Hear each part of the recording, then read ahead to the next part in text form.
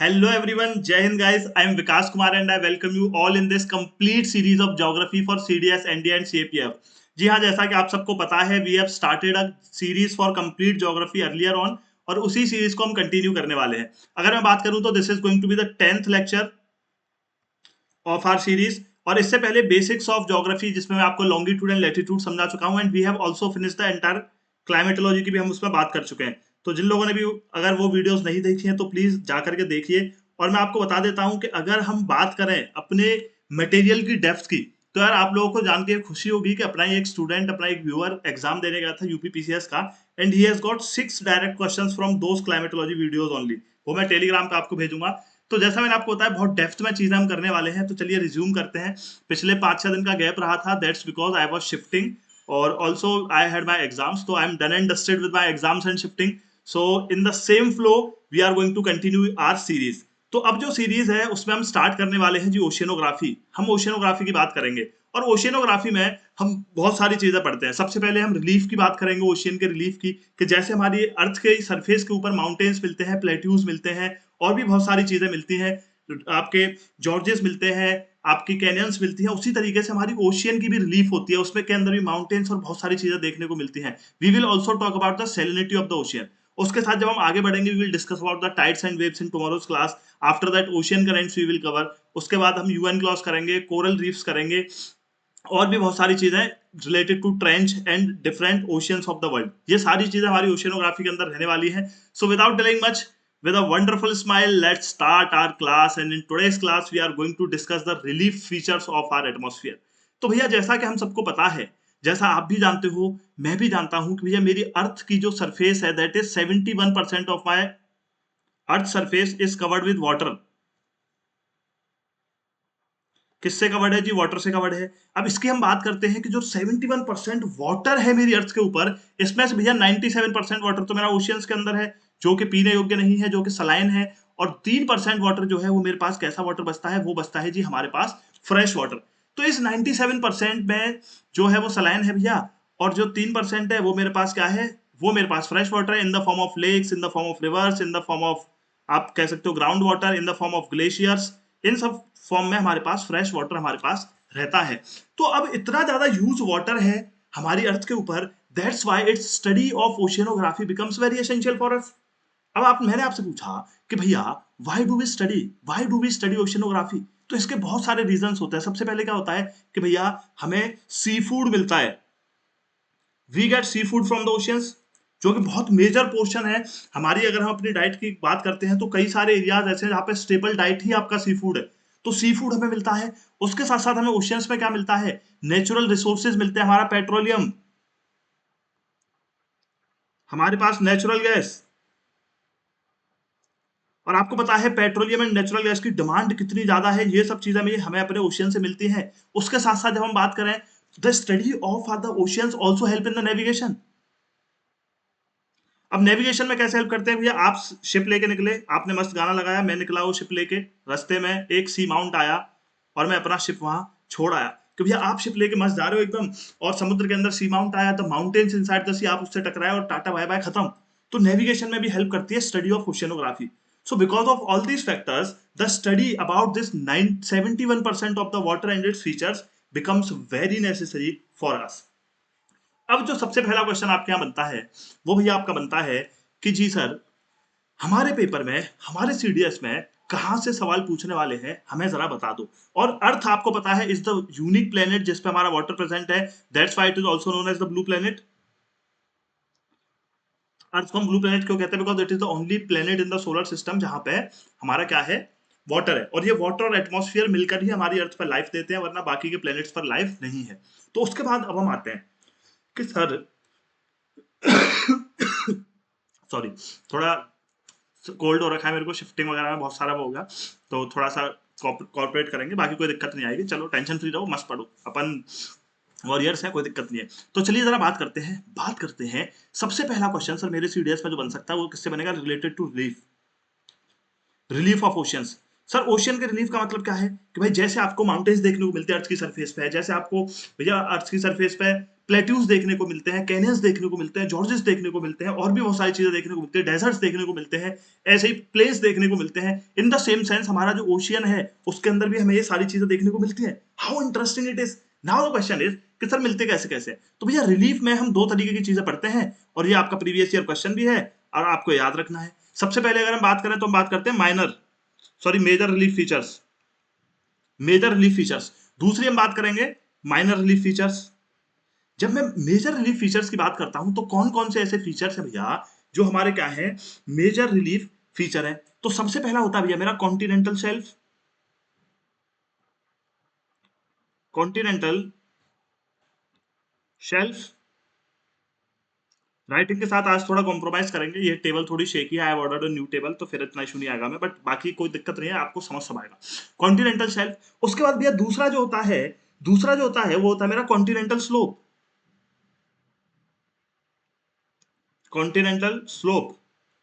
तीसरा जो भैया मेजर फीचर है मेरा वो है continental rise. Previous year question guys अच्छे से नोट्स बनाएंगे, कॉन्टिनेंटल राइज। उसके बाद सर क्या है, सर उसके बाद भी बता दो। तो भैया उसके बाद आते हैं मेरे द ओशियनिक डीप्स, जिनको मैं बोल देता हूं अबेसिल प्लेन।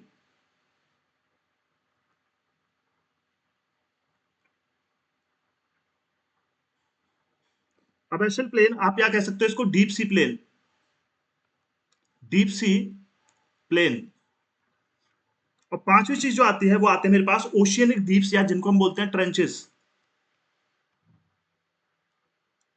अब now it becomes very necessary for us कि सर हमें इसीलिए आपसे ज्योग्राफी पढ़ने में मजा आता है कि आप हमें पीडीएफ सुना करके नहीं जाते हो और हमें बहुत अच्छे से कॉन्सेप्ट्स बिल्ड करके जाते हो। तो भैया जी मेरे सारे भाइयों, अब बात समझेंगे हम one by one. Continental shelf क्या है? Continental shelf is basically the seaward extension of the continental mainland.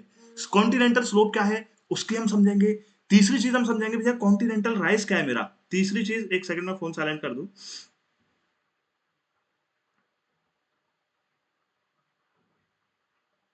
चलिए, तो तीसरी चीज हम समझेंगे कि भैया कॉन्टिनेंटल राइज क्या है। आफ्टर दैट हम अबेसिल प्लेन और डीप सी प्लेन की बात करेंगे और ओशियनिक डीप की बात करेंगे। All these are the major relief features of my ocean. अब सर जी जरा ये बता दीजिए कि फिर मेरे माइनर रिलीफ फीचर्स कौन से होंगे। तो हम माइनर रिलीफ फीचर्स की बात करेंगे तो हम बात करेंगे मिड ओशियनिक रिजिस की, the parallel mountain ridges inside the sea, inside the ocean sorry. तो मिड ओशियनिक रिजिस की बात करेंगे। माउंटेन्स हमारे सी के अंदर होते हैं, हम बोलते हैं सी माउंट्स। इसी के साथ हम बात करेंगे भी आपके गायोट्स की। इसके साथ भी हम बात करेंगे एटोल की जो कोरल रीफ्स बनाते हैं। इसके साथ हम बात करेंगे रीफ। इसके साथ हम बात करेंगे volcanic island.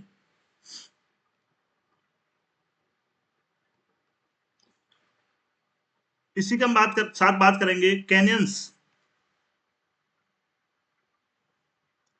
So all these things, mid-oceanic ridge, seamounts, guyot, atoll, reef, volcanic island, canyons, all these are the minor relief features of the ocean. अब मेजर रिलीफ फीचर्स में आते हैं जरा भैया, और वन बाय वन मेरे से प्यार से सारी चीजें समझते चलो और अपने नोट्स बनाते चलो, जो अपना स्टाइल है। बढ़िया हंसते रहेंगे, कॉपी पेन लेकर के बैठेंगे क्लास में, आलसी लोगों का पेपर नहीं निकलेगा, और जरा चीजों को समझेंगे। मैं पीडीएफ रीड नहीं करता हूं, आप ऑलरेडी समझ चुके हो, क्योंकि जिससे आपके कॉन्सेप्ट क्लियर हो।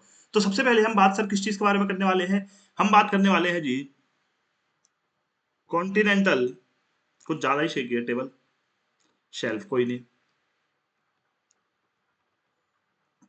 कंपटीशन नहीं जितना है राइटिंग का, है ना। चलो कॉन्टिनेंटल शेल्फ की बात करेंगे। अब कॉन्टिनेंटल शेल्फ क्या है ये चीज समझो। देखो जैसे मैंने आपसे बात करी कि भैया हमारा प्यारा देश, हमारा प्यारा भारत, सबसे महान, सबसे बढ़िया, सबसे शानदार, सबसे जबरदस्त अपना भारत। अब भैया ये हमारा इंडिया है, तो जो मैंने बॉर्डर बनाया इंडिया का, ये कौन सा बॉर्डर होता है? This is the mainland border. इसके बाद हमें पता है हमारी इंडिया क्या है, पेनिनसुला है, यहाँ भी भैया हमारा अरेबियन सी है, यहाँ इंडियन ओशियन है, यहाँ बे ऑफ बंगाल है। तो क्या इसका मतलब ये है कि जैसे यहाँ मेरा बे ऑफ बंगाल शुरू हुआ, यहाँ मेरा अरेबियन सी शुरू हुआ, या मेरा यहाँ पे मैं बात करूं इंडियन ओशियन शुरू हुआ, तो इनके शुरू होते क्या ऐसा होता होगा कि अगर आप यहाँ पे इसके बॉर्डर पे हो और आप इधर कूद गए तो आप सीधे सी के डीप में चले जाओ, क्या कभी ऐसा होता है? नहीं होता। तो जो भी हम बॉर्डर्स देखते हैं they are the mainland borders. But होता क्या है कि ये जो मेरा कॉन्टिनेंटल एरिया, जो मेरा ये कॉन्टिनेंटल लैंड मास है, ये फर्दर एक्सटेंड करता है towards the sea. So this seaward extension of the continental landmass is basically known as the continental shelf. तो सबसे पहला पॉइंट आप लिख लेंगे seaward extension of continental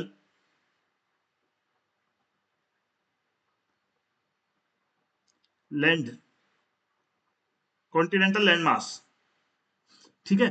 तो अब होता क्या है, फॉर एग्जाम्पल आप कभी बीचेस पे गए हो, मैं तो नहीं गया हुआ, आप शायद आप गए हो, नहीं भी गए हो कोई दिक्कत नहीं है, बस आप ये समझो कि जब भी आप देखते हो कि भैया मुंबई है, गोवा है, जो भी हमारे कोस्टल एरियाज हैं, वहां पे एकदम नहीं होता कि आप सी के अंदर गिर गए. तो वहां पे क्या होता है, एक स्लोप होता है. तो for example this is the, आज इतना बढ़िया आपको शेल्फ समझा के जाने वाला हूं ना मैं, और पूरा ही कॉन्टिनेंटल जो, सॉरी, आप रिलीफ फीचर्स कि आपको आज तक न समझ आया, अब बहुत अच्छे समझ आएंगे.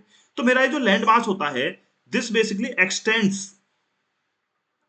extends into the sea, and this extension of the mainland is known as the continental shelf.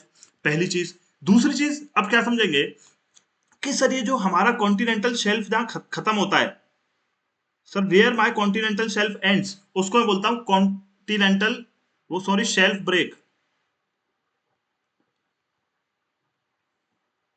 Self break आते ही सर मेरा कॉन्टिनेंटल शेल्फ खत्म हो जाता है. बहुत बढ़िया बात, दो चीजें समझी.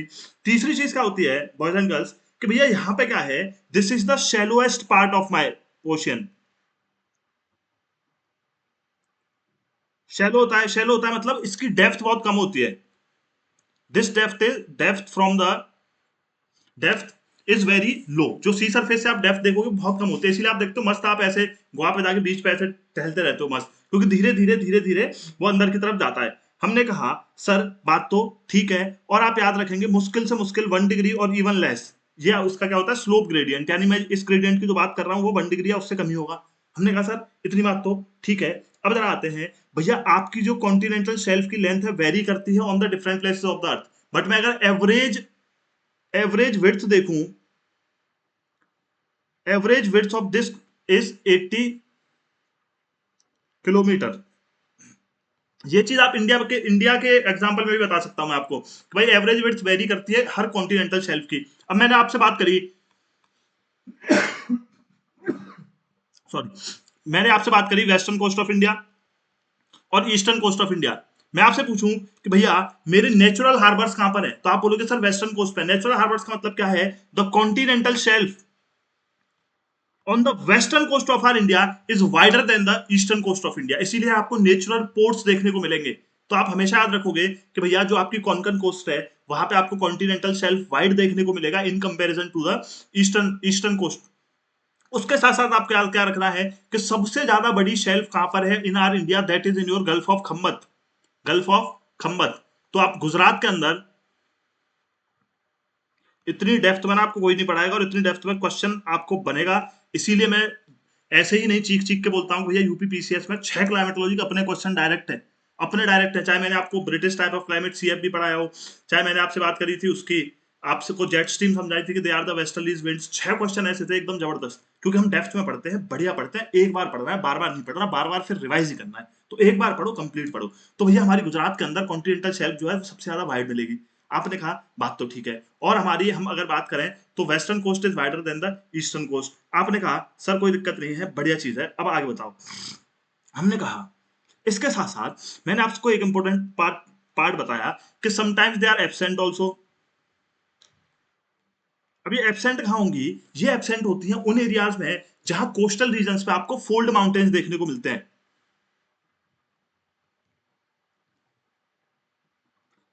अब सर फोल्ड माउंटेन्स का मतलब क्या, बस राइटिंग का थोड़ा ध्यान देना प्लीज. एक आध दिन की दिक्कत है, फिर टेबल नहीं आ जाएगी, वो शेक ही नहीं रहेगी, काफी शेक कर रही है तो मेरे को लिखने में थोड़ा रहता है, बट मैं बोल रहा हूँ वो आप नोट्स में चलो. फोल्ड माउंटेन्स जहाँ रहते हैं, but concepts concepts always concepts. Fold mountains जहाँ रहते हैं, फोल्ड माउंटेन्स का मतलब सर जैसे मैं चाइल्ड की बात करता हूँ, चाइल्ड की कोस्ट पे मेरे को फोल्ड माउंटेन्स देखने को मिलेंगे. तो उस वाले रीजन में on the western coast of South America this is absent. Why this is absent, क्योंकि वहां पे क्या होता है, आपका कन्वर्जेंट प्लेट्स मिलती है, कन्वर्जेंट प्लेट्स मिलती है, फोल्ड माउंटेन्स बनते हैं, और वहां क्या मिलेंगी आपको, ट्रेंचेस मिलेंगी इन प्लेस ऑफ ट्रेंचेस मिलेंगी in place of the continental shelf, तो वहां पे कॉन्टिनेंटल शेल्फ आपकी एब्सेंट होगी। आपने कहा सर कोई दिक्कत नहीं है, आगे बात करते हैं। तो आपका एग्जांपल हो गया child Sumatra, Indonesian island Sumatra, और सबसे वर्ल्ड की बिगेस्ट मेरे को कहां देखने को मिलेगी, कहां देखने को मिलेगी भैया, मेरी साइबेरियन शेल्फ जो है, that is the biggest shelf in the world. Siberian shelf जो है वो सबसे वाइडेस्ट शेल्फ है हमारी, इसका इन कुछ कुछ पॉइंट्स का हमें ध्यान रखना है। हमने कहा सर बात तो ठीक है। अब देखो बॉयज एंड गर्ल्स, होता क्या है, होता क्या है, प्लीज बात को समझना, प्लीज बात को समझना, एक एक पॉइंट में बहुत अच्छे से आपको बता रहा हूं, वो आपको ध्यान देना है। होता क्या है कि होता क्या है यहाँ पे, this is by for example sea surface. अब होता क्या है कि भैया मेरे सी में रिवर्स आती हैं, जो रिवर्स आती हैं वो अपने साथ क्या लाती है, सेडिमेंट्स लेकर के आती हैं, रेत सिल्ट। वो सेडिमेंट्स यहाँ जमा करेंगी कॉन्टिनेंटल शेल्फ में, जमा करेंगी तो उसकी लेयर्स बनेंगी, है ना, उसकी क्या बनेंगी, डिफरेंट लेयर्स बनेंगी। तो अब इस सर ये आप बताना क्या चाह रहे हो, तो भैया मैं आपको बताना ये चाह रहा हूं, अब आगे आओ कुछ पॉइंट्स के लिए। Point number next, E F G. G point मेरा क्या है कि आपको पता है कि भैया ये शैलो है, शैलो है तो यहाँ सनलाइट पहुंचेगी, यहाँ का टेम्परेचर अच्छा रहेगा, तो जो भी प्लांट एंड एनिमल लाइफ आपको मोस्टली देखने को मिलेगी वो मिलेगी कॉन्टिनेंटल शेल्फ पे। जो marine plants and marine animal life है वो आपको कॉन्टिनेंटल शेल्फ पे देखने को मिलेगी। उसके साथ साथ मैंने बोला जब प्लांट और एनिमल होंगे यहाँ पे, वो मरेंगे, मरेंगे तो क्या होगा, उनके डेड एंड डिके होंगे, डेड एंड डिके होंगे तो उनके फॉसिल्स बनेंगे। अब फॉसिल्स बनेंगे तो मैंने आपको बताया यहाँ पे भैया वो सिल्ट आ रही है, सिल्ट आ रही है तो यहाँ पे क्या होगा, स्ट्रेटिफिकेशन होगा, लेयर्स बनेंगी, और लेयर्स बनेंगी तो क्या होगा कि यही वो रीजंस हैं जहां पे आपको सबसे ज्यादा रिसोर्सेज मिलेंगे। तो कॉन्टिनेंटल शेल्फ में ही आपको पेट्रोलियम, नेचुरल गैस, इन सब के आपको रिसोर्सेज मिलेंगे। याद रखेंगे, कोई आपसे पूछता है कि पेट्रोलियम और जो नेचुरल गैस है भैया मेरे को कौन से एरिया में मिलती है, कॉन्टिनेंटल राइस में मिलती है, कॉन्टिनेंटल स्लोप में मिलती है, आप पत्थर फेंक के मारना, बोला नहीं नहीं पत्थर मत मारना, रिपोर्ट हो जाएगी, ठीक है, नहीं वो मेरे को कहाँ मिलती है, कॉन्टिनेंटल शेल्फ में। कैसे पता, विकास भैया ने हमें बताया था, और बताया नहीं था, हमें समझाया भी था कि भैया रीजन ये है। अब ये रीजन है, हमने कहा ठीक है सर, यहाँ पे हमें फॉसिल्स मिलते हैं, यहाँ पे हमें नेचुरल गैस मिलती है, यहाँ पे हमें पेट्रोलियम मिलती है, मराइन लाइफ मेरी मेरी यहाँ होती है। अब यहीं पे आपको पता है कि जब आपकी मेरीन लाइफ होगी तो भैया यही यही आपकी फिश बैंक्स बनाएंगे, तो फिशिंग भी सबसे ज्यादा आपको यहीं देखने को मिलेगी। आपने कहा सर बहुत बढ़िया, तो फिशिंग भी आपको कॉन्टिनेंटल शेल्फ पर देखने को मिलेगी, ठीक है। अच्छा, उसके साथ साथ जाएंगे, उसके साथ साथ हम जाएंगे तो हमारे जो कोरल्स होते हैं, कोरल रीफ बनते हैं, इसके साथ साथ जो कोरल रीफ्स होंगे वो भी हमें कहाँ मिलेंगे, हमारे कॉन्टिनेंटल शेल्फ पे मिलेंगे। इतनी सी बात क्या सबको क्लियर है, इतनी सी बात क्या सबको क्लियर है कि भाई seaward extension of the continental land मास, मैं आप फटाफट यहाँ दिखा देता हूँ अपना तरीका। पीडीएफ लास्ट में, पीडीएफ हमें नहीं बताती, हम बताते हैं पीडीएफ को। आइए जरा बात कर लेते हैं। हमें यहाँ बताया कि sir continental slope, deep sea plain, oceanic deep, और ये 5 मेरे फीचर्स होते हैं मेजरली, जिनको मैं मेजर रिलीफ फीचर्स बोलता हूँ। माइनर में मेरे आ जाएंगे भैया ridge, hill, seamounts, guyots, canyons, all these are minor relief features, मैं ऑलरेडी बता चुका हूँ। हमने बात करी कॉन्टिनेंटल शेल्फ की, ये कैसी होती है भैया, शैलो होती है, एक्सटेंडेड मार्जिन होता है कॉन्टिनेंट का, उसको मैं कॉन्टिनेंटल शेल्फ बोलता हूँ। सेलोएस्ट पार्ट है, ग्रेडियंट कितना है 1 डिग्री और इवन लेस। अच्छा, जहां ये खत्म होती है वहां क्या होता है, शेल्फ ब्रेक होता है। विड्थ जो है कॉन्टिनेंटल शेल्फ्स की वेरी करती है, मैंने बताया भी है, जैसे वेस्टर्न कोस्ट और ईस्टर्न कोस्ट पे कहीं एब्सेंट भी रहती है। This variation can be seen even in the context of Indian peninsula, जहां वेस्टर्न कोस्ट मेरी वाइड है in comparison to the eastern coast. ये डायग्राम हम अभी देखेंगे, मैं आपको देखो बहुत बड़े बड़े डायग्राम्स है मेरे पास, पर मैं शुरू में आपको डायग्राम दिखा दूंगा, you will get confuse, but हम जब समझ कर डायग्राम देखेंगे आप कहोगे अरे सर मजा आ गया, मजा आ गया, तड़का लग गया, ठीक है। चलो चलो थोड़ा सा दिखा देता हूं कि ये हमारा मान लो कोस्टल प्लेन है, कोस्टल प्लेन से जो हमारा एरिया है इसको मैंने बोला क्या, कॉन्टिनेंटल शेल्फ। अभी मैंने इतना ही समझाया आपको, कॉन्टिनेंटल शेल्फ यहाँ पे क्या है कि भैया ग्रेडियंट 1 डिग्री है सर, और धीरे धीरे जो है ग्रेडियंट 1 डिग्री मेरा जा रहा है, और जो लैंडवर्ड एक्सटेंशन है वो मेरे लैंड मास का वो खत्म होगा कहाँ जा करके, वो शेल्फ ब्रेक पर। इतनी बात मैंने आपको बताई, आपने कहा सर बहुत बढ़िया। शेल्फ्स एब्सेंट भी होते हैं, जैसे मैं चाइल्ड की बात करूं, सुमात्रा आइलैंड की बात करूं, और सबसे बड़ी कौन सी है, साइबेरियन शेल्फ है। Depth of the shelf very करती है, कहीं तो 30 मीटर की होती है, कहीं 600 मीटर की होती है। कॉन्टिनेंटल शेल्फ्स जो है वो सेडिमेंट्स लाती हैं रिवर, और उन्हीं से क्या होता है, वहां स्ट्रेटिफिकेशन होता है और फॉसिल फ्यूल्स मिलेंगे मेरे को कॉन्टिनेंटल शेल्फ में। और क्या होगा sir, shallow water over the shelf enable sunlight to penetrate through the water, की शैलो वाटर है, आपकी थिकनेस कम है भैया, सनलाइट जाएगी, सनलाइट जाएगी, प्लांट ग्रो करेंगे, प्लांट ग्रो करेंगे, वही प्लांट और एनिमल्स की पूरी साइकिल रहेगी, which are food for fishes. Continental shelfs are of greater importance to man, they are sources of fishes, minerals including sand and gravel. मेरे को सारे पेट्रोलियम एंड नेचुरल गैस मिलेंगे, कोरल रीफ्स मिलेंगे, और जो कोई एक रिवर जो मेरी सबसे, Hudson river makes the widest continental shelf, और इंडिया में देखोगे आप तो गंगा और ब्रह्मपुत्र आते हैं आपके सुंदरबन डेल्टा में, ऐसा ही एक कॉन्टिनेंटल शेल्फ। इतनी बात सबको क्लियर है, जरा मेरे को बताएंगे। अब देखो होता क्या है, अब होगा क्या, जहां मेरा ये शेल्फ ब्रेक आएगा, जहां मेरा ये शेल्फ ब्रेक आएगा, इसके आगे मेरा दूसरा जो है मेजर रिलीफ फीचर शुरू होगा, वो मैं आपको समझा देता हूं। हमने कहा सर हम कुछ ऐसी बात कर रहे थे, ये सर हमारी सी की सरफेस थी। मैंने कहा हाँ जी, प्यार से पढ़ेंगे, 10 मिनट की क्लास एक्स्ट्रा हो जाए मुझे फर्क नहीं पड़ता, बट मुझे उन लोगों को पढ़ाने में मजा आता है जो कॉन्सेप्ट बिल्डिंग में पढ़ते हैं, मस्त रहते हैं। 10-5 मिनट की वीडियो के लिए नहीं देखते। Strategy to crack CDS in 10 days, कोई स्ट्रेटजी नहीं है, सिलेबस कंप्लीट करो। मैंने कहा this seaward extension of the land of the continental land mass, this is my continental shelf. आपने कहा ओके सर। मैंने कहा ये शेल्फ जहां खत्म होगी वहां क्या आएगा, मेरा शेल्फ ब्रेक आएगा। जैसे ही शेल्फ ब्रेक आता है, जैसे ही शेल्फ ब्रेक आता है, वहां से मेरा दूसरा मेजर रिलीफ फीचर होता है, जिसको भैया मैं बोल देता हूं क्या, कॉन्टिनेंटल राइज।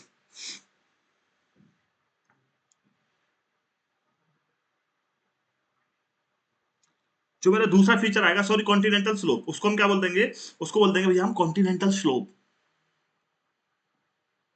सर इसमें और इसमें शेल्फ में फर्क क्या था, इसमें और शेल्फ में फर्क क्या था, इसमें और शेल्फ में फर्क क्या था। सबसे पहले तो ग्रेडियंट का फर्क है। ये क्या है मेरा, ये क्या है मेरा स्लोप। नेक्स्ट लीफ कम से स्लोप, यहाँ क्या है, ग्रेडियंट का फर्क है। क्या क्या फर्क है वो जरा समझो, आप समझ जाओ कि भैया मेरी जो कॉन्टिनेंटल शेल्फ खत्म होती है, वहां से मेरा शुरू होता है क्या, continental slope. Okay sir, okay sir. It begins where the bottom of the continental shelf, जहां पे उसकी एकदम स्टीपनेस जो है वो बढ़ जाएगी। मैंने कहा ठीक है। अब जरा बात करो, इसका ग्रेडियंट बढ़ जाता है 2 to 5 डिग्री। जो ये मेरा एंगल बनेगा with the mean sea level, वो मेरा भैया बढ़ जाएगा कितना, 2 से 5 डिग्री। तो आपसे पूछे कॉन्टिनेंटल शेल्फ जो है वो ज्यादा स्टीप है या कॉन्टिनेंटल स्लोप, आप बोलोगे continental slope is more steep than the shelf because here the gradient is 2 to 5 degree. हमने कहा ठीक है। इसकी डेप्थ आपको देखने को मिलेगी इवन 200 से 3000 मीटर तक। चलिए, और जो स्लोप की बाउंड्री है, this indicates the end of the continent, कि भैया इसकी जो बाउंड्री है वो कहती है यहाँ कॉन्टिनेंट तुम्हारा खत्म हो चुका है, मेन सीरीज जो है वो शुरू हो चुका है। हमने कहा ठीक है। और क्या हो गया है, यहाँ आपको कैनियंस एंड ट्रेंचेस देखने को मिलेंगे, कैनियंस एंड ट्रेंचेस। आपने कहा सर कैनियंस का मतलब क्या है। अब मैंने कहा आपसे कि मेरी रिवर्स आती है, आपने कहा हाँ सर, रिवर आएंगी आपकी शेल्फ से बहती हुई। अब मेरी यहाँ शेल्फ ब्रेक पे रिवर आई, यहां से फिर एकदम से गिरेगी, ठीक है। जब एकदम से गिरेगी तो इसके ऊपर क्या है कि वो काटेगी, वैलीज बनाएगी ऑन द स्लोप, और उन्हीं वैलीज को मैं बोल देता हूँ कैनियंस। अब एक होती है आपकी canyons, canyons are type of V shape valleys. एक होते हैं आपके जॉर्ज। हालांकि मैं लैंड फॉर्म में मेरा फर्ज है, मैं आपको क्लियर करूंगा, यहां भी कर देता हूं। जॉर्ज और कैनियंस में क्या फर्क है भैया, कैनियन भी एक तरीके का जॉर्ज है। जॉर्ज में क्या होगा कि जो हाइट है, height of the valley in the top and bottom is equal. यहाँ क्या होगा, ये वी शेप्ड वैली होती है कि भैया ऐसे आपके स्टेप बाय स्टेप के फॉर्म में ये बनेंगे आपकी कैनियंस। तो इनकी जो चौड़ाई है वो ऊपर ज्यादा होगी और नीचे जाते जाते ये नैरो होती जाएंगी, इनको बोल देते हैं कैनियंस। तो कैनियंस मेरी कहां बनेंगी, स्लोप पे बनेंगी। और याद रखेंगे शेल्फ पे भी आपकी कैनियंस बनती है। So canyons form both at shelf and slope. Slope पे आपको ज्यादा देखने को मिलेगी क्योंकि रिवर आ रही है, रिवर आ रही है तो इस रॉक को काटेगी, रॉक को काटेगी तो इसमें खाइयां बनाएगी, कैनियंस एंड ट्रेंचेस बनेंगे। हमने कहा ठीक है। अब मैंने आपसे बोला कि क्या यहाँ मेरे सेडिमेंट्स प्रेजेंट होंगे, तो ये सेडिमेंट्स तो वेरी लेस होंगे यहाँ। क्यों, क्योंकि यहाँ पानी गिर रहा है और उनके गिरने के साथ यहाँ भाई एकदम ऐसे खड़ी जा रही है वो, तो रिवर जब खड़ी जाएगी तो वहां सेडिमेंट स्टॉप थोड़ी करेगी, ग्रेडियंट बहुत ज्यादा है, तो यहाँ पे आपको सेडिमेंट्स बहुत कम देखने को मिलेंगे। इसी के साथ यहाँ पे मराइन लाइफ और आपको प्लांट्स भी बहुत कम देखने को मिलेंगे, ना के बराबर। अब धीरे धीरे क्या होगा, अब देखो कितने कॉन्सेप्ट वाइज पढ़ेंगे हम। रिवर आई, शेल्फ से आई, शेल्फ से आई फिर एकदम से गिरी, एकदम से गिरी स्लोप पे। अब स्लोप में एकदम से गिरी तो जो बचे हुए सेडिमेंट्स होंगे वो कहाँ डिपॉजिट होंगे, सर स्लोप के यहाँ लास्ट में। तो जब सेडिमेंट्स यहाँ डिपॉजिट हो जाएंगे तो इसका ग्रेडियंट कम होगा, इसकी जो खड़ी चढ़ाई है वो कम होगी, बिल्कुल होगी सर। तो ये जो सेडिमेंट्स यहाँ गिरेंगे, इस रीजन को मैं बोल दूंगा फिर क्या, इसको बोल देंगे कॉन्टिनेंटल राइज। और धीरे धीरे ये कॉन्टिनेंटल राइज जो है वो मेरा मिल जाएगा with the smoothest part of the ocean which is known as the abyssal plain. किससे मिल जाएगा? ये मिल जाएगा भैया आपके अबेसिल प्लेन से जाकर के। कोई दिक्कत? कोई दिक्कत? राइटिंग को हटा दो थोड़ा सा तो, ठीक है। चलो कोई दिक्कत? देखो क्या मत समझाया मैंने आपको कि भैया the extension of my continental landmass into the sea is known as the shelf end with the shelf break, and at the shelf break it starts the continental slope and its gradient increases from 1 degree or even less to 2 to 5 degree, but because of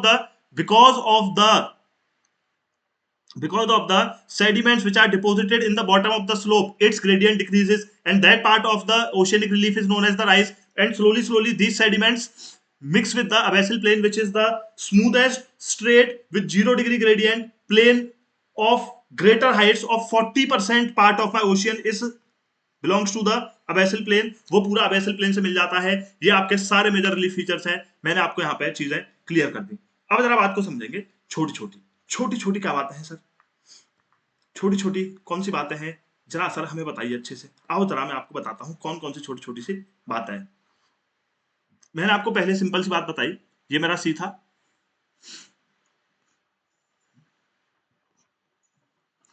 ये भैया मेरा आया क्या, continental shelf. फिर continental shelf के बाद इसकी steepness बढ़ी, मेरा क्या है कॉन्टिनेंटल स्लोप। फिर आया भैया मेरा कॉन्टिनेंटल राइज, और फिर ये आ गया मेरा अबैसल प्लेन जो एकदम स्मूदेस्ट पार्ट है। अब जो मेरा ये अबैसल प्लेन आएगा इसमें और हमारे कॉन्टिनेंटल स्लोप में ये राइज, ये डीप सी प्लेन और अबैसल प्लेन। इसी डीप सी प्लेन में क्या होगा, मेरे और भी माइनर रिलीफ फीचर्स बनेंगे। कौन कौन से बनेंगे देखो, इसी में क्या होगा, माउंटेन्स बनते हैं। कुछ माउंटेन्स आपके इस तरीके के होंगे, कुछ माउंटेन्स मेरे ऐसे होंगे कि जो बाहर निकल आएंगे किससे, ओशियन की सरफेस से। This is the surface of my ocean, तो ओशियन की सरफेस से निकल आए। इसके अलावा यहाँ क्या होगा, इसके अलावा भैया यहाँ पे क्या होगा, डाइवर्जेंट प्लेट बाउंड्रीज भी होती है ओशियंस में। तो जब ये दो बाउंड्रीज मेरी डाइवर्ज करेंगी तो यहाँ क्या होगा, मेरे ओशियन में डिप्रेशन आएगा। डिप्रेशन आएगा तो उससे क्या होगा, मैग्मा बाहर आएगा। मैग्मा बाहर आएगा, अब जब मैग्मा बाहर आएगा, किसी भी चीज में क्रैक होता है तो अंदर का माल बाहर आएगा, ठीक है। तो मैग्मा बाहर आएगा, वो मैग्मा क्या करेगा, यहाँ पे पैरेलल माउंटेन्स बना लेगा। तो यहाँ पे क्या बनेंगी, मेरी मिड ओशियनिक रिजेस बनेंगी। So mid oceanic ridges are found on the divergent boundaries. उसके अलावा क्या होगा, ये क्या मेरे सी माउंट्स हैं, माउंटेन्स अंडर द सी। ये क्या मेरे गायोड्स हैं, यानी कि the mountains which have flat base. बस इतना फर्क है सी माउंट और गायोड में, it has a flat base. तीसरी चीज मैंने क्या बताई, भैया वॉल्केनो हुआ, मैग्मा आया, सोलिडिफाई हुआ, और इतना ज्यादा मैग्मा आया कि वो मेरे इससे बाहर आ गया, इसको बोल दूंगा वॉल्केनिक आइलैंड। ओशियन के अंदर प्लेट्स थी, डाइवर्ज हुई, डाइवर्ज होकर मैग्मा बाहर आया, सॉलिडिफाई हुआ, पैरेलल माउंटेन रेंजेस बना ली, क्या बोल दिया, मिड ओशियनिक रिज बोल दिया। और क्या बनेगा सर, और आपका याद रखना है, और क्या एक और फीचर होता है यहाँ पे, ट्रेंचेस, जिसको बोलते हैं oceanic deep. Mariana trench, the the deepest trench in the world in the Pacific ocean, ठीक है। मेरियाना ट्रेंच का सबने नाम सुना होगा। ट्रेंचेस में क्या होता है कि मेरी एक तो ये है प्लेट है ओशियन, एक तो ये प्लेट है मेरी, और ये मेरी ओशियनिक प्लेट है। ओशियनिक प्लेट डेंसर होती है कॉन्टिनेंटल से, और कॉन्टिनेंटल प्लेट से टकराई है, तो ये क्या है, अंदर मेंटल की तरफ चली जाएगी ओशियनिक प्लेट, और दूसरी वाली जो मेरी प्लेट है वो कहा जाएगी, वो इसके ऊपर कोलाइड करके ऊपर चढ़ जाएगी। तो ये जो नैरो डिप्रेशन बनेगा, this narrow depression is known as a trench. तो सर क्या ये ओशियनिक प्लेट और कॉन्टिनेंटल प्लेट में बनेगा? नहीं, ओशियन प्लेट और ओशियन प्लेट में भी बन जाता है। तो बस इतना फर्क है कि भाई अगर आपसे पूछे ट्रेंच कब बनना है, sir when convergence is happening between the oceanic plate and oceanic continental plate. Mid oceanic ridges का मिल रहा है कि सर जहां पे डाइवर्जेंस हो रहा है बिटवीन द डिफरेंट प्लेट्स, वहां मिड ओशियनिक रिजेस बनेंगे। ये सारे मेरे माइनर रिलीफ फीचर्स हैं। जरा बताइए किसी को जीवन में यहां तक कोई दिक्कत मुझे नहीं लगता होनी चाहिए, because we have cleared each and everything in detail. बहुत अच्छे से अपने कॉन्सेप्ट्स के बेसिस पर हमने समझा है। अब जरा आएंगे, मैं थोड़ा रफ कर लेता हूं। अब जरा आएंगे बॉयज एंड गर्ल्स, अब मैं आपको बढ़िया पीडीएफ दिखाऊंगा, मस्त एकदम मैप वैप सब कुछ बढ़िया तरीके से चैन से अब हम देखेंगे, क्योंकि अब हमें रफली अपना आइडिया लग गया है कि जो हम पढ़ने वाले हैं वो क्या क्या चीजें हैं। जब तक आइडिया लगे कितने ही बढ़िया डायग्राम देख लो, हमें मजा नहीं आता। अब जरा आओ, कहा है पीडीएफ और ही पीडीएफ, आओ जरा हमें बताओ कि हमें आता है कि नहीं आता। चलिए, शेल्फ की मैंने बात कर ली थी, स्लोप की बात करेंगे। स्लोप क्या है? Continental slope connects the shelf and the ocean basin. हमने कहा ओके। ये शुरू होती है where the bottom of the continental shelf sharply drops off into a steep slope. मैंने बताया भाई इसकी क्या 1 डिग्री और लेस है, फिर एकदम से स्टीप स्लोप हो जाती है, जहां से मेरी कॉन्टिनेंटल स्लोप शुरू होती है। ग्रेडियंट ऑफ द स्लोप 2 से 5 होता है, डेप्थ वेरी करती है। Slope boundary indicates the end of, जिसकी जो बाउंड्री है वहां कॉन्टिनेंट्स खत्म हो जाते हैं। कैनियन एंड ट्रंचेस देखने को मिलेंगे। एक और चीज मैंने बता दी, कैनियन आपको शेल्फ पे भी देखने को मिलेगी, सो डोंट बी कंफ्यूज। चलिए, दोनों जगह मिलती है। अब कॉन्टिनेंटल स्लोप क्या है? They have very little deposits of sediments on them due to their steepness and increasing distance from the land. अब उन पर सेडिमेंट्स तो जमेंगे नहीं, सी लाइफ बहुत कम मिलेगी, और ये जाकर के क्या होगा, base of the continental slope will have deposits of sentiments, जो सेडिमेंट्स आपके, सेंटिमेंट्स नहीं सेडिमेंट्स जो है वो एक्यूमुलेट हो जाएंगे, और वहां पे क्या बनेगा आपका कॉन्टिनेंटल राइज बनेगा। कॉन्टिनेंटल राइज क्या है? Gradually I am really sorry guys, चलो प्लीज मैनेज। कॉन्टिनेंटल स्लोप जो है वो ग्रेजुअली लूज करेगी अपनी स्टीपनेस विद डेप्थ, सॉरी मैंने बता दिया था आपको। When the slope reaches 0.5 to 1 degree, उसको बोल देते हैं राइज, और राइज जो है वो जाकर के कहां मिल जाता है? With the flat abyssal plain. Abyssal plain क्या है?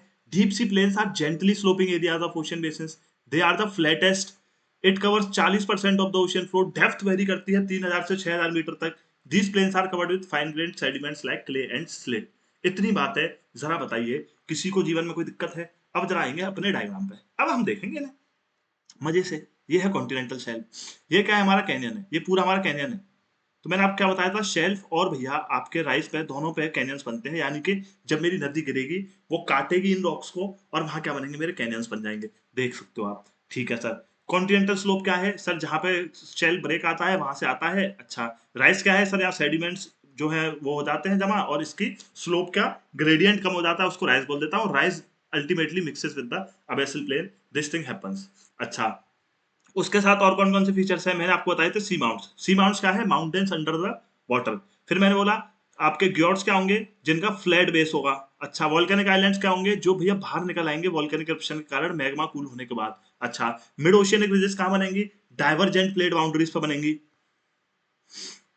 सो divergent divergence boundary are also known as the constructive boundary, क्योंकि आपका एक तो यहाँ पे डिप्रेशन बना, इसमें से मैग्मा निकला, सॉलिडिफाई हुआ, आपकी अर्थ का सरफेस एरिया बढ़ रहा है, तो इसीलिए यहाँ पे आपका डिप्रेशन बनेगा। ये आपके मैग्मा कूल होने के बाद यहाँ पे पैरेलल माउंटेन रेंजेस बन जाएंगी, जिन्हें बोलूंगा मैं मिड ओशियनिक रिजेस। आपने कहा ओके। ये क्या है? मेरे ट्रेंचेस हैं। ट्रेंचेस कहाँ बनेंगे सर? जहाँ पे क्या होगा, कन्वर्जेंस होगा प्लेट बाउंड्रीज का, तो एक तो ऐसे चली जाएगी अंदर और एक उड़ जाएगी, तो ये जो बीच का जो गैप है, ये जो बीच का जो गैप है, ये ट्रेंचेस बन जाएंगे मेरे। और आपकी सबसे बड़ी ट्रेंच हमें कहाँ मिलती है? Mariana trench in the Pacific ocean. Your homework is, मेरे को कमेंट सेक्शन में बताएंगे अटलांटिक ओशियन की सबसे डीपेस्ट ट्रेंच कौन सी है। चलिए, slope done, rise done, everything is done. बात करेंगे ओशियनिक डीप्स, हमने ऑलरेडी बात कर ली थी। चलिए जरा आते हैं, बात करते हैं आगे। बस थोड़ा सा एक दो पॉइंट्स याद रखेंगे, हालांकि मैं आपको जियोमॉर्फोलॉजी में कवर कराऊंगा कि भैया ये जहां भी बनेंगे, ठीक है, पैरेलल जो फोल्ड माउंटेन्स हैं वहां पे आइलैंड की जो चेन्स बनगी, जैसे मैंने आपको बताया था कहाँ का एग्जांपल अभी चाइल्ड का, और वहां इनडायरेक्टली मैंने बता दिया था कि जहां फोल्ड माउंटेन्स होंगे वहां शेल्फ नहीं होगी, वहां क्या होंगे? ट्रेंचेस बनेंगे।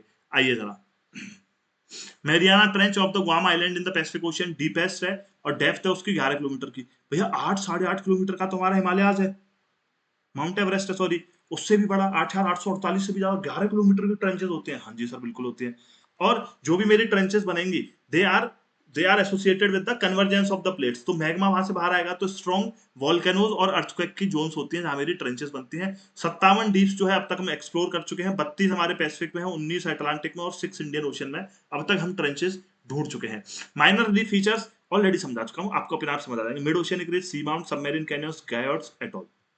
आइए, ठीक है, ये एक बार मैंने बता दिया आपको ऑलरेडी। मिड ओशियनिक रिजेस क्या है? मैंने बताया था आपको कि mid oceanic ridges composed of to chain of mountain separated by large depression. भैया जब डाइवर्जेंस होगा तो एक तो डिप्रेशन बनेगा, और यहाँ पैरेलल माउंटेन रेंजेस बनेंगी। Already explain you this thing, आप यहाँ देख भी सकते हो इस तरीके से। नेक्स्ट क्या होगा? Mountain ranges can have peaks as high as 2500 metre and some can even reach above the ocean surface। कि भैया जब मिड ओशियनिक ridges बनेंगी तो कुछ बाहर भी आ जाएंगे, ज्यादा मैग्मा आपका होगा, उसको मैं क्या बोल दूंगा, वॉल्केनिक आइलैंड।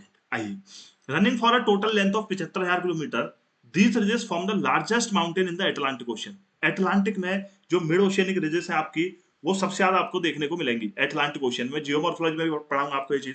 तो अटलांटिक में बनती है आपका जो दो दो वो है आइसलैंड और ग्रीनलैंड, वो क्या है, मिड अटलांटिक रिज का ही पार्ट है। कि भैया वो बाहर आ गए तो वो दो ऐसे आइलैंड्स हैं कि वो क्या है, वो वॉल्केनिक मैग्मा के सॉलिडिफाई होने से ही बने हैं, जो ऑलरेडी मैं आपको बता चुका हूं, because of the plate tectonics, Iceland and Greenland.